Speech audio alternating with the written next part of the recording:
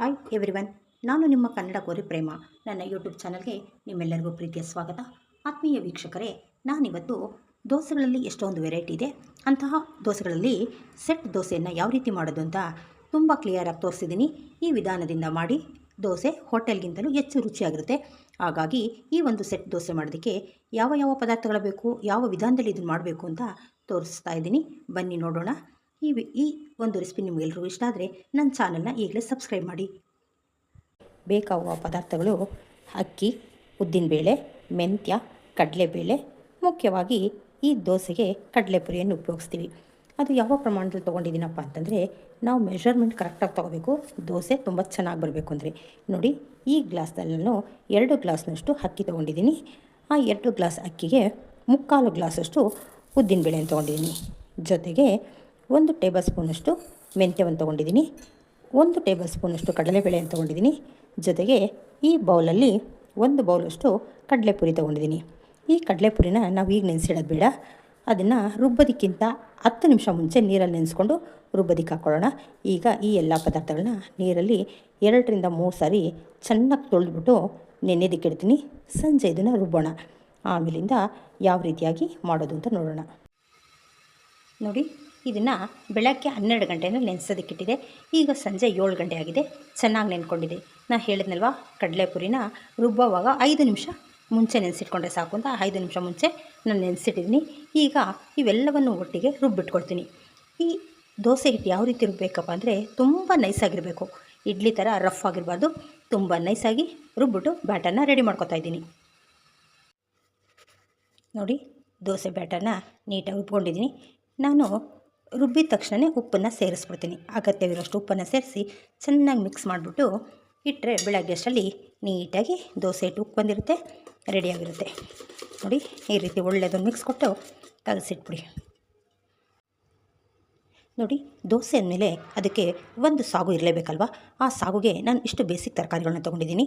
Beans, ಗೆಡ್ಡೆಕೋಸು, carrot, ಆಲೂಗೆಡ್ಡೆ, tomato, ಈರುಳ್ಳಿ. ಇಷ್ಟು ತರಕಾರಿಗಳನ್ನ ಉಪಯೋಗಿಸ್ಕೊಂಡು ಒಂದು ಸಾಗು ಮಾಡ್ತಾಯಿದ್ದೀನಿ.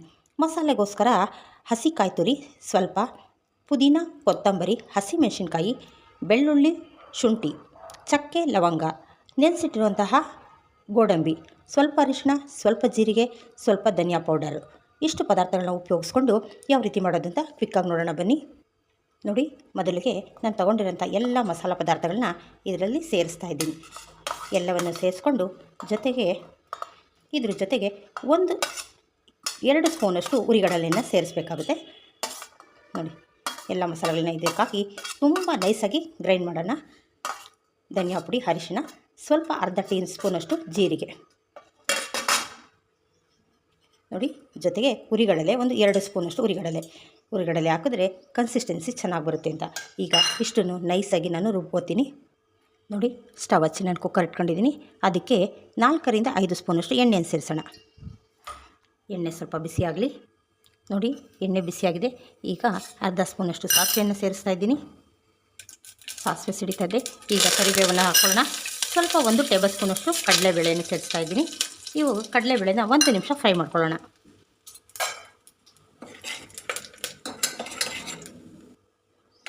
ನೋಡಿ, ಕಡಲೆಬೇಳೆ ನೀಟಾಗಿ ಫ್ರೈ ಆಗಿದೆ. ಈಗ ನಾನು ಹಚ್ಚಿಟ್ಕೊಂಡಿರೋಂಥ ಈರುಳ್ಳಿಯನ್ನು ಸಹ ಸೇರಿಸ್ತಾ ಇದ್ದೀನಿ. ಈರುಳ್ಳಿಯನ್ನು ಸಹ ಒಮ್ಮೆ ಎಣ್ಣೆಯಲ್ಲಿ ಮಗ್ಸೋಣ. ನೋಡಿ, ಈರುಳ್ಳಿ ಸ್ವಲ್ಪ ಫ್ರೈ ಆಗಿದೆ. ಈಗ ನಾನು ತೊಗೊಂಡಿರೋಂಥ ಎಲ್ಲ ತರಕಾರಿಗಳನ್ನ ಒಟ್ಟಿಗೆ ಸೇರಿಸ್ತಾ ಇದ್ದೀನಿ.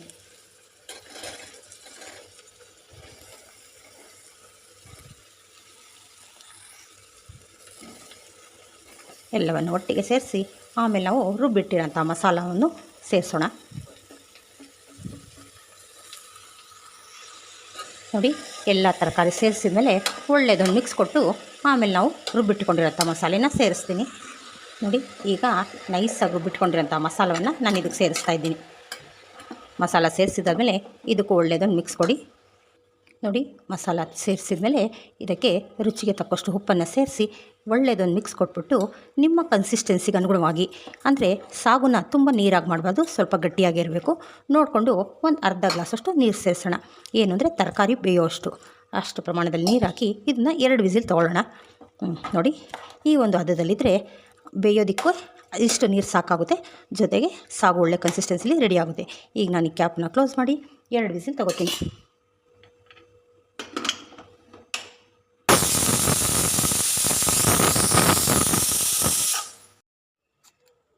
ನೋಡಿ ದೋಸೆ ಹಿಟ್ಟು ನೀಟಾಗಿ ಉಕ್ಕಿ ಬಂದಿದೆ. ಈಗ ದೋಸೆಯನ್ನು ಮಾಡ್ಬೋದು. ಇದು ಸೆಟ್ ದೋಸೆ ಆಗಿರೋದ್ರಿಂದ ಇದಕ್ಕೆ ಒಂದು ಪಿಂಚಷ್ಟು ಸೋಡಾವನ್ನು ಸೇರಿಸಬೇಕು. ಸೋಡಾ ಹಾಕಿದ್ರೆ ಆ ದೋಸೆ ಬಂದ ಥರ ಸ್ಮೂತಾಗಿ ಬರುತ್ತೆ. ಜೊತೆಗೆ 1 ಸ್ಪೂನಷ್ಟು ಸಕ್ಕರೆಯನ್ನು ಸೇರಿಸ್ತಾ ಇದ್ದೀನಿ. ಈಗ ಈ ಹಿಟ್ಟನ್ನ ನೀಟಾಗಿ ಒಮ್ಮೆ ಮಿಕ್ಸ್ ಮಾಡಿಕೊಂಡು ದೋಸೆ ಮಾಡ್ಕೊಳ್ಳೋಣ. ಅಂದರೆ ಈ ಸೆಟ್ ದೋಸೆಗೆ ದೋಸೆ ಹಿಟ್ಟು ತುಂಬ ಗಟ್ಟಿಗಿರಬಾರ್ದು ಅಥವಾ ತುಂಬ ತೆಳುವಾಗೂ ಇರಬಾರ್ದು, ಸ್ವಲ್ಪ ಸ್ಮೂತಾಗಿರಬೇಕಿತ್ತು. ಯಾಕೆಂದರೆ ಇದನ್ನು ನಾವು ಹಿಂಗೆ ಸೌಟಲ್ಲಿ ಅನ್ನಬಾರ್ದು, ಹಾಕಿದ ತಕ್ಷಣ ಸ್ಪ್ರೆಡ್ ಆಗಬೇಕು. ಅದಕ್ಕೋಸ್ಕರ ಸ್ವಲ್ಪ ನೀರನ್ನ ಮಿಕ್ಸ್ ಮಾಡಿಕೊಂಡು ಕರೆಕ್ಟ್ ಕನ್ಸಿಸ್ಟೆನ್ಸಿಲಿ ಬೆರೆಸ್ಕೊಳ್ಳೋಣ. ನೋಡಿ, ನಾನು ಇದಕ್ಕೆ ಸ್ವಲ್ಪ ನೀರನ್ನು ಮಿಕ್ಸ್ ಮಾಡ್ತಾಯಿದ್ದೀನಿ. ಮಿಕ್ಸ್ ಮಾಡಿ ನೋಡ್ಕೊಳ್ಳೋಣ, ಸ್ವಲ್ಪ ತೆಳುವಾಗಿರಬೇಕು. ಈ ಕನ್ಸಿಸ್ಟೆನ್ಸಿಲಿ ಇರಲಿ. ಹಾಕಿದ ತಕ್ಷಣ ತವಾ ಮೇಲೆ ಸ್ಪ್ರೆಡ್ ಆಗುತ್ತೆ. ನೋಡಿ, ಹಿಟ್ಟೆಲ್ಲ ರೆಡಿ ಮಾಡ್ಕೊಂಡಿದ್ದೀನಿ. ಈಗ ಸ್ಟವ್ ಹಚ್ಚಿ ತವಾ ಇಟ್ಟಿದ್ದೀನಿ. ತವಾ ಬಿಸಿಯಾಗಿದೆ. ಈಗ ದೋಸೆ ಹೇಗೆ ಮಾಡೋದು ಅಂತ ನೋಡೋಣ. ನೋಡಿ, ಈ ರೀತಿ ಒಂದು ಸೌಟ್ ತೊಗೊಂಡು ಮಧ್ಯದಲ್ಲಿ ಹಾಕಿ, ಆಮೇಲೆ ಇನ್ನು ಒಂದು ಅರ್ಧ ಸೌಟಷ್ಟು ಹಾಕಿ, ಮಾಮೂಲಿ ದೋಸೆ ಥರ ಇದನ್ನು ಸ್ಪ್ರೆಡ್ ಮಾಡೋದು ಬೇಡ. ಈಗ ಹಾಕಿ ಹಾಗೆ ಬಿಟ್ಬಿಡ್ಬೇಕಾಗುತ್ತೆ. ಆಮೇಲೆ ಇದಕ್ಕೆ ಮೇಲೆ 1 ಸ್ಪೂನ್ ಎಣ್ಣೆಯನ್ನು ಹಾಕಿ, ಜೊತೆಗೆ ನೋಡೋದಕ್ಕೆ ಚೆನ್ನಾಗಿ ಕಾಣುತ್ತೆ, ಮಕ್ಕಳು ಇಷ್ಟಪಡ್ತಾರೆ. ಹಾಗಾಗಿ ಸ್ವಲ್ಪ ಕ್ಯಾರೆಟು, ಸ್ವಲ್ಪ ಕೊತ್ತಂಬರಿಯನ್ನು ಮೇಲೆ ಹಾಕೋಣ. ಮಕ್ಕಳು ತುಂಬ ಇಷ್ಟ ಆಗುತ್ತೆ ಈ ರೀತಿಯಾಗಿ ಡೆಕೋರೇಟ್ ಮಾಡಿಕೊಟ್ರೆ. ಈಗ ಇದನ್ನು ನೀಟಾಗಿ 1 ನಿಮಿಷ ಬೇಯಿಸೋಣ. ನೋಡಿ, ಸೆಟ್ ದೋಸೆ ಅಂದರೆ ಈ ರೀತಿ ಸಣ್ಣ ಸಣ್ಣದಾಗಿ ಮೇಲೆಲ್ಲ ಬಬ್ಬಲ್ಸ್ ಬರಬೇಕು. ಆಗ ಸ್ಪಾಂಜ್ ಥರ ತುಂಬ ಸಾಫ್ಟಾಗಿ ಬರುತ್ತೆ. ಈ ವಿಧಾನದಲ್ಲಿ ಮಾಡಿದ್ರೆ ನೀಟಾಗಿ ಚೆನ್ನಾಗಿ ಬರುತ್ತೆ ದೋಸೆ. ಈಗ ನೋಡಿ, ಒಂದು ಸೈಡ್ ಬೆಂದಿದೆ. ಈಗ ಇನ್ನೊಂದು ಸೈಡ್ ಬೇಯಲಿಕ್ಕೆ ಹಾಕೊಳ್ಳೋಣ. ನೋಡಿ, ಈ ಥರ ಗೋಲ್ಡನ್ ಬ್ರೌನ್ ಬರಬೇಕು. ಅಲ್ಲಿನವರೆಗೂ ಒಂದು ಕಡೆ ಬೇಯಿಸ್ಕೊಳ್ಬೇಕಾಗುತ್ತೆ. ಈಗ ಮತ್ತೆ ಮೇಲೂ 1 ಸ್ಪೂನ್ ಎಣ್ಣೆ ಹಾಕಿ ನೀಟಾಗಿ ಬೇಯಿಸ್ಕೊಳ್ಳೋಣ. ನೋಡಿ, ಈಗ ನಿಧಾನವಾಗಿ ತಕ್ಕೊಳ್ಳೋಣ. ನೋಡಿ, 2 ಕಡೆ ನೀಟಾಗಿ ಬೆಂದಿದೆ ದೋಸೆ. ನೋಡಿ, ಸ್ಪಾಂಜ್ ಥರ ಎಷ್ಟು ನೀಟಾಗಿದೆ. ಈಗ ಇದನ್ನು ತೆಗಿತಾ ಇದ್ದೀನಿ. ಈಗ ನೋಡಿ, ಅದೇ ರೀತಿ ಮತ್ತೆ ಇನ್ನೊಂದು ಹಾಕಿ ತೋರಿಸ್ತೀನಿ. ನೋಡಿ, ತವಾ ಮೇಲೆ ಸ್ವಲ್ಪ ನೀರು ಹಾಕಿ ಈ ರೀತಿ ಹಾಕಿ. ನೋಡಿ, ಈ ರೀತಿ ತೆಳುವಾಗಿದ್ದರೆ ಅದೇ ಮೂವ್ ಆಗುತ್ತೆ. ಈಗ ಅದಕ್ಕೆ ಮೇಲೆ 1 ಸ್ಪೂನ್ ಎಣ್ಣೆಯನ್ನು ಹಾಕೋಣ. ಅದೇ ರೀತಿ ತರಕಾರಿಗಳನ್ನ ಸ್ವಲ್ಪ ಹಾಕೋಣ.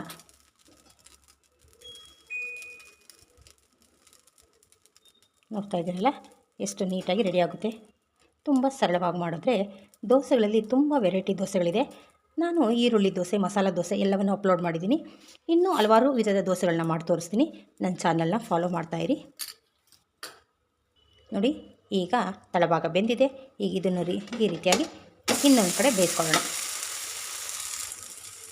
ನೋಡಿ, ಮೇಲ್ಭಾಗಕ್ಕೂ 1 ಸ್ಪೂನಷ್ಟು ಎಣ್ಣೆಯನ್ನು ಹಾಕ್ತಾಯಿದ್ದೀನಿ. ಈಗ ತಳಭಾಗ ಸ್ವಲ್ಪ ಬೇಯಲಿ. ನೋಡಿ, ಈಗ ತಳಭಾಗನೂ ಬೆಂದಿದೆ. ನಿಧಾನವಾಗಿ ಈ ರೀತಿಯಾಗಿ ತಗೊಳ್ಳೋಣ.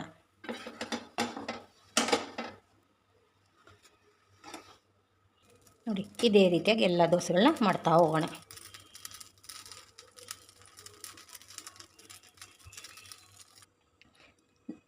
ನೋಡಿ, ತುಂಬ ಟೇಸ್ಟಿಯಾಗಿರುವಂತಹ ಹಾಗೂ ಸಾಫ್ಟಾಗಿರುವಂತಹ ಸೆಟ್ ದೋಸೆ ರೆಡಿಯಾಗಿದೆ.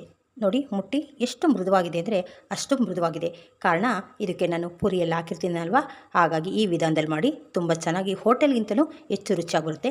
ಜೊತೆಗೆ ಇದಕ್ಕೆ ಒಂದು ವೆಜಿಟಬಲ್ ಸಾಗು, ಇದು ಒಳ್ಳೆ ಕಾಂಬಿನೇಷನ್ನು ಸೆಟ್ ದೋಸೆಗೆ. ನಿಮ್ಮೆಲ್ಲರಿಗೂ ಈ ರೆಸಿಪಿ ಇಷ್ಟ ಆಗಿದೆ ಅಂತ ಭಾವಿಸಿದ್ದೀನಿ. ಇಷ್ಟ ಆಗಿದ್ದರೆ ಲೈಕ್, ಶೇರ್, ಸಬ್ಸ್ಕ್ರೈಬ್ ಮಾಡೋದನ್ನ ಮರಿಬೇಡಿ. Thank you.